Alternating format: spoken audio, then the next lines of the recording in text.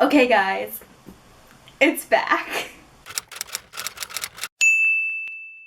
Hey guys, it's Danny, and today I am going to be reviewing Ice Like Fire by Sara Raasch. So this was my first time ever requesting an ARC from any publishing agency, company, whatever. I had never done it before, so I wasn't too sure that I was going to get a response. And I sent the email, I sent it at the end of June, and then got the answer in the middle of July saying they were gonna send me a copy. So the lovely people at HarperCollins actually sent me this ARC, and I got it in August, read it in August, and I just haven't got around to filming my review yet, and I figured, you know what? It is the day before the release date. The release date is October 15th. I want to give a very big thank you to HarperCollins for sending it to me because no words can describe my love for this book. If you have not already watched my review for the first book in the series, which is Snow Like Ashes, then you can click over the book or down below or wherever else. I can link it in the cards and everything. I will have the link to my review in there. It is spoiler free. However, this one for Ice Like Fire is not going to be spoiler free for this book. So if you have not watched my review or if you have not read this book and you don't want to be spoiled for this book, don't watch this review until you've at least read this book, or if you don't care about being spoiled, because there will be spoilers from the end of this book because this is the sequel which happens after the end of this. Okay? 3 months after Snow Like Ashes ends, Mira has now reclaimed her kingdom for the Winturians, and as queen, all she wants to do is keep her people safe. Because Winter is indebted to Cordell for helping them reclaim their kingdom, they are letting Cordell dig in their mines as payment for the help, and they end up unearthing the lost chasm of magic. Theron sees this as an opportunity, but Mira fears the dangers of releasing magic and opening it to the whole world. She fears the decay. On a trip commanded by Cordell to travel to the kingdoms to learn the magical chasm's secret, Mira plans to gain support from the other kingdoms to not open the magical chasm like Cordell wants to, because she's trying to keep Winter safe, her Winturians safe, and basically the entire world safe. So picture me in August reading this and pretty much dying, okay? The thought of having this book 2 months early was crazy to me, and the fact that it's actually going to be released tomorrow for you guys is still blowing my mind, like, and I can't form into words. So we're going to try our best, okay? We're going to try our best to get my thoughts from here, which are completely scrambled and utterly useless, to here so that you guys can know what I think. This book gave me the feels. It was so awesome to be back into the world that I fell in love with in December of last year. I can't stop smiling when I think about it, and like when I realize that I've already read the second book and now the third book's not going to be out until next year at this time. I don't know how I'm going to survive a year. I really don't. It's going to be very hard. It really is. So it was around page 76 in this copy, which is the unedited proofs and stuff, that I started getting some premonitions, okay? I sensed her foreshadowing that something was going to happen, and it was going to be bad, and something between Mira and Theron something was gonna happen, and I was not prepared for something to happen. I knew it was coming, but I was not prepared. I felt like she was going to either come to hate him or something was going to drive them apart, and I didn't want it to happen, and but my heart knew something was gonna happen, and just why? I can't pick whether I want her to be with Theron or Mather. I like her with both. I'm right in the middle. I am Mira. I cannot pick between Theron and Mather. They're two completely different people, but I'm in love with them both. So I kind of understand this love triangle. Towards the end of Snow Like Ashes, I feel like a lot of people hated Mather, and maybe in the beginning of this book they hated Mather as well, or they're going to hate Mather. And I mean, I did too, but then babe, Mather is mine. It's clear that I cannot form words for this.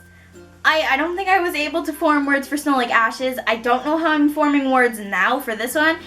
And I have a feeling the ending of the third book is going to ruin me. It's going to shatter me. Other series reference. And it's also published by Harper. Who knew? So Mira does a lot of traveling in this book. She goes to like 3 different kingdoms. I think she goes to Summer.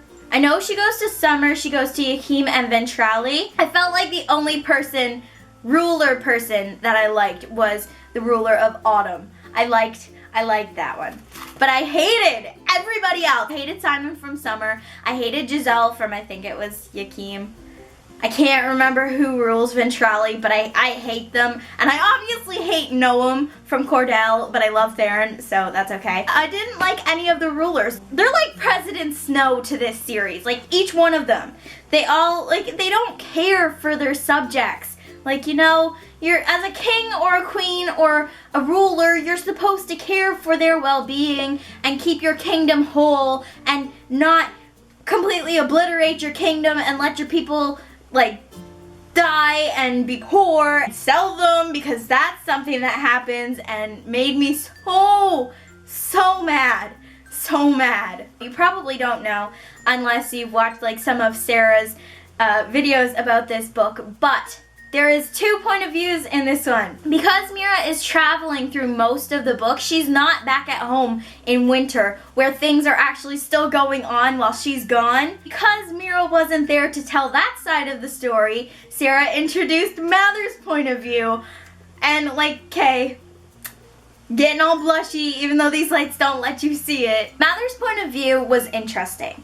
It was interesting because you could tell how frustrated he was with his parents from the ending of the last book, and you could see that he was kind of broken specifically by his parents, but also by Mira, and he was just kind of a mess. He was like a big Mather mess, but it was beautiful and he was great. I loved the Children of the Thaw and his relationship with them. For some reason, the Children of the Thaw kind of reminded me of the Cullens from Twilight, and maybe that was because I just finished reading Twilight, like the new Twilight, but like at the same time, they always made me think like that. They're like a little coven of their own. One thing I wanted to know was why Sarah decided to write Mather's point of view in 3rd person instead of 1st person. When Mira talks, she is talking like, I do this, I see this, I that. It's all her, like her 1st point of view. And then you go to Mather's and it's like, Mather does this, he does that, blah, blah, blah. Like that. And I was wondering if maybe she did it that way because she didn't want Mather and Mira to sound the same. Because I know that sometimes when people write double point of view, Veronica Roth, their characters seem to sound the same. Like Tris and Four from Divergent. They, like, well, in Allegiant, okay? They sounded exactly alike and you couldn't really tell the difference unless you actually read the title of the chapter, which said either Tris or, I almost said Mather, Tris or Four. So I'm wondering if Sarah did it that way so that she wouldn't make Mather and Mira sound the same, but like at the same time, I kind of wanted to hear Mather in 1st person. Let's just say by 75% of the way through this book, there was like a good chunk left in it and I was a complete mess. This book is like all over the place, but in the best way, and part of me just could not get my head around what was happening. It almost seemed like Mira was having a bad dream that she was telling us, and then it would go back to hearts and rainbows and flowers, and it never did. My heart, I cried. There were so many times where I felt teary-eyed because of the things that were happening. And I don't cry very easily for a book, but 75% of the way through, I literally screamed, scared the crap out of my mom and my cousin. Literally screaming, going, oh my god, what is happening? This is not real. I'm dreaming. This book is not real. It's not happening. Because I didn't want to believe that it was happening. It was just... By the end, I was a mess. I was crying. I posted a Snapchat story. I'm not sure if I have an actual copy of the Snapchat story, but if I do, I will be inserting it right here. What do I do now? It's over. I'm not ready to talk about it. It's another cliffhanger, and I don't like it, but I love it. How can that be? How can I love something that I hate because it's ending and it's like, I'm not gonna know what happens for another year, and guys, my brain, it's not okay. I'm not okay. This is not okay. This ending was glorious and it was like perfect and it's right where it needed to end, to like end a freaking massive book. I mean, look at the size of this thing. It's massive. It's only 20 pages bigger than this, but I think because it's in paperback, it seems like it's bigger, and it's kind of like, I don't know. I'm just a mess. I'm still a mess after finishing this 2 months ago. How am I going to ever live to see the third book? Guys, it's not coming out until fall of next year. I am not okay, my heart. You know I have to give this 5 stars. There is no questioning that. And this is definitely my #1 book of the year so far. This beautifulness is at the top of my list. And if you have the opportunity to get this book early, like if it's released like today in the States or whatever, or yesterday, because I heard that somebody got it yesterday, go and pick up a copy of this book if you have read the first book and you absolutely loved it, because my God, this book, it kills you, but in the best way. You will probably hear me talk about this series nonstop, just because if you know me and you watch my channel, like, you should know that this series is my all-time favorite. I just wanted to give a big thank you to the people at HarperCollins for sending me this book. I still can't believe that I had it 2 months early and got to read it, and it was like, it was the epitome of everything I had ever wanted.